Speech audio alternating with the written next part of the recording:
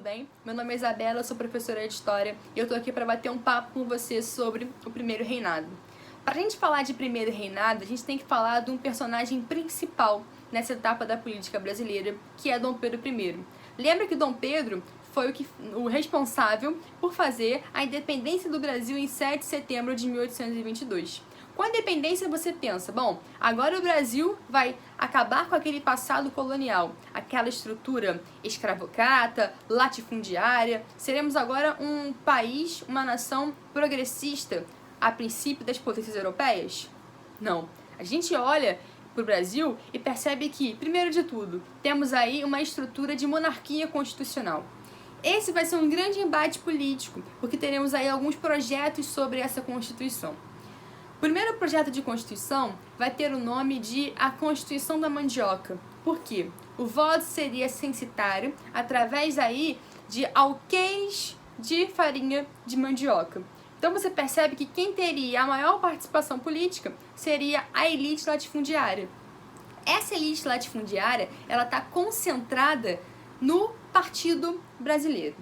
Guarda essa informação porque ela é importante. Além disso, essa Constituição de 1823 vai propor a divisão dos 3 poderes. Lembra lá do Montesquieu, o executivo, o legislativo e o judiciário. E além disso, ela vai impor a indissolubilidade do parlamento, ou seja, Dom Pedro I não poderia dissolver a Câmara dos Deputados. Com isso, pessoal, você percebe o seguinte, você percebe que o legislativo teria hegemonia política e a elite agrária teria maior participação política. Isso vai acabar sofrendo duras críticas de 2 pessoas específicas, na verdade de 2 setores.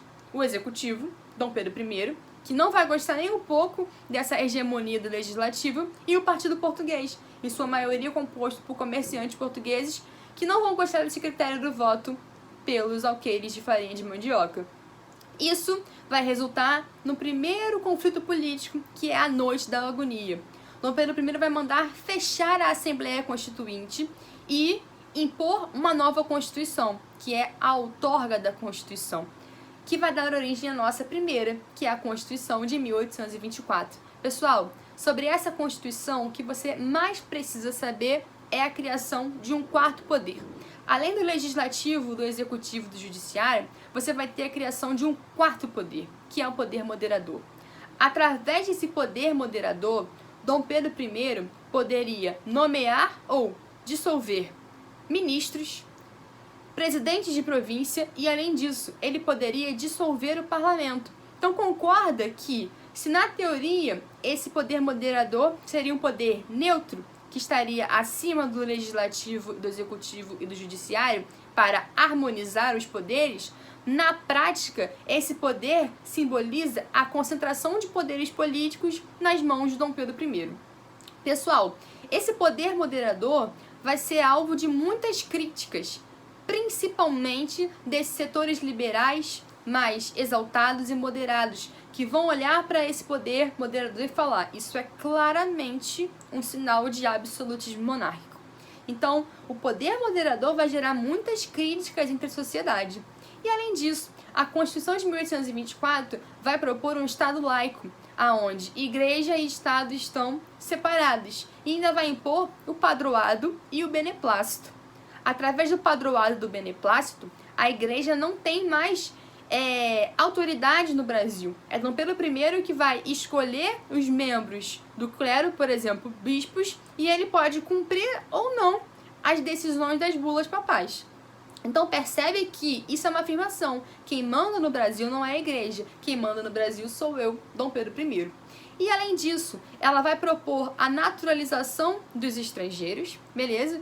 E vai ser, então, o principal meio com que Dom Pedro I terá que conduzir a política do Brasil. Então é bem simbólico que, por exemplo, a nossa primeira Constituição seja uma Constituição imposta em que ela afaste do centro de decisão política e principalmente da vida política as mulheres, os indígenas e a população negra escravizada. Beleza? Então, pessoal, esse projeto de Constituição já afirma: somos um Estado soberano, somos um Estado nacional. Mas isso significa que, através da feitura de uma Constituição, nós teremos a nossa independência reconhecida internacionalmente? Não. Portugal só vai aceitar a nossa independência tardiamente e através aí da realização de um tratado, aonde Dom Pedro I vai ter que pagar uma grande quantidade de dinheiro para que Portugal aceitasse a nossa independência. Um dos primeiros estados, pessoal, a reconhecer a nossa independência são da África, do continente africano.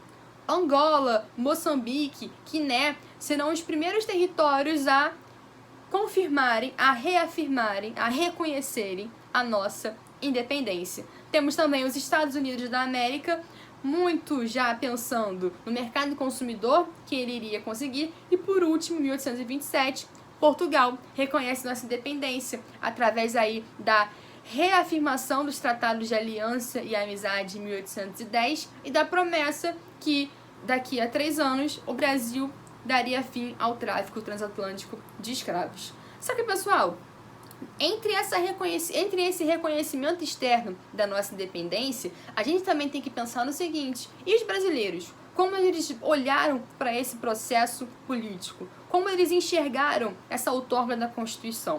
O primeiro foco de oposição e resistência a esse poder moderador, a essa outorga da Constituição, vem de Pernambuco, com a Confederação do Equador em 1824. A Confederação do Equador vai ser um movimento popular crítico à outorga da Constituição, ao contexto de crise econômica, principalmente devido à queda da exportação do açúcar, que concorre aí com o açúcar da Antilha. Você tem também, pessoal, a queda da exportação do algodão, concorrendo ainda externamente com a produção norte-americana. E, além disso, a situação de crise econômica somada à situação da crise política, a pouca participação dessas elites do Nordeste, que percebem que o poder está totalmente concentrado nas mãos de Dom Pedro I e principalmente entre esses membros da elite que estão circulando ali o centro de decisão política no Rio de Janeiro. Então, essa elite latifundiária se vê afastada do centro de decisão política.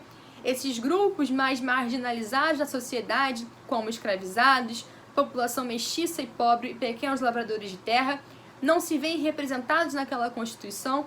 Então você tem aí a proclamação de uma república local. De Pernambuco, você vai ter aí outros estados, como o Rio Grande do Norte, que vão aí se aliar e fazer a Confederação do Equador, que vai ser esmagada por Dom Pedro I. Dom Pedro I chama Francisco da Lima e Silva para liderar as tropas e esmagar os revoltosos. Temos aí como grande exemplo o fuzilamento do Frei Caneca.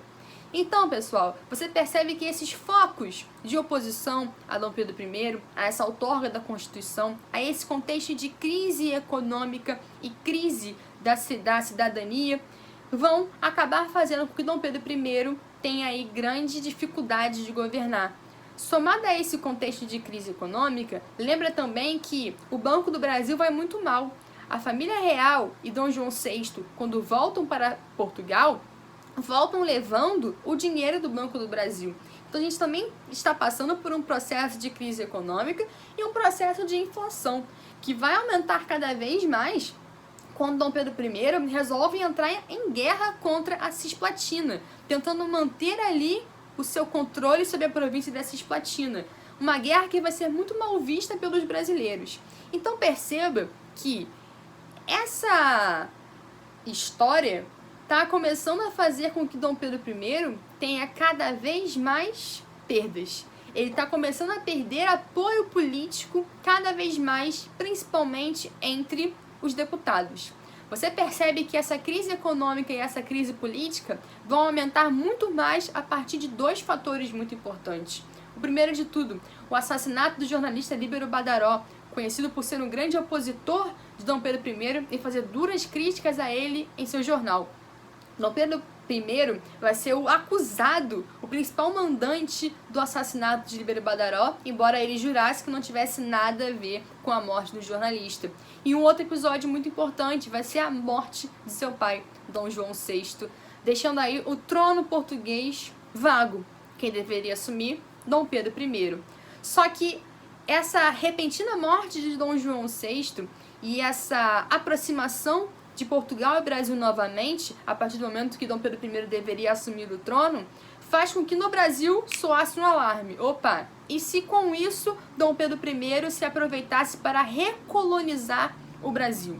Então isso vai gerar uma tensão muito grande, a ponto que, para tentar sair dessa questão, Dom Pedro I vai dar o trono português à sua filha, Maria da Glória, que por ser criança, ainda ter apenas 7 anos, vai ser dada em casamento ao irmão de Dom Pedro I, Dom Miguel, que vai ter uma agenda política a mais. Ele vai tentar roubar a coroa portuguesa para si. Com isso, se inicia uma guerra civil em Portugal muito grande, em que Dom Pedro I não vai ter saída a não ser se auto-coroar rei de Portugal, agora chamado Dom Pedro IV de Portugal, beleza? Então, Dom Pedro IV de Portugal, Dom Pedro I do Brasil, Portugal e Brasil novamente a mesma coroa. Isso vai fazer com que muitos deputados brasileiros olhem para essa situação e pensem: a recolonização está próxima.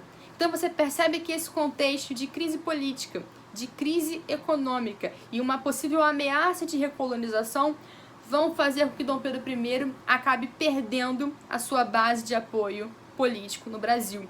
E não é à toa que em 7 de abril de 1831, Dom Pedro I, perdendo cada vez mais apoio, vai ter aí um outro grande conflito, que é a Noite das Garrafadas. Partido brasileiro e partido português brigando, tacando garrafa um no outro, porque o partido português dá uma festa em apoio a Dom Pedro I. Pessoal, tudo isso vai fazer com que Dom Pedro I fique cada vez mais isolado politicamente, tendo que abdicar ao trono brasileiro em 7 de abril de 1831. E com isso você tem o fim do primeiro reinado e um vazio do trono. E agora, quem é que vai governar o Brasil? Isso a gente vê no próximo vídeo. Valeu? Beijos, até a próxima!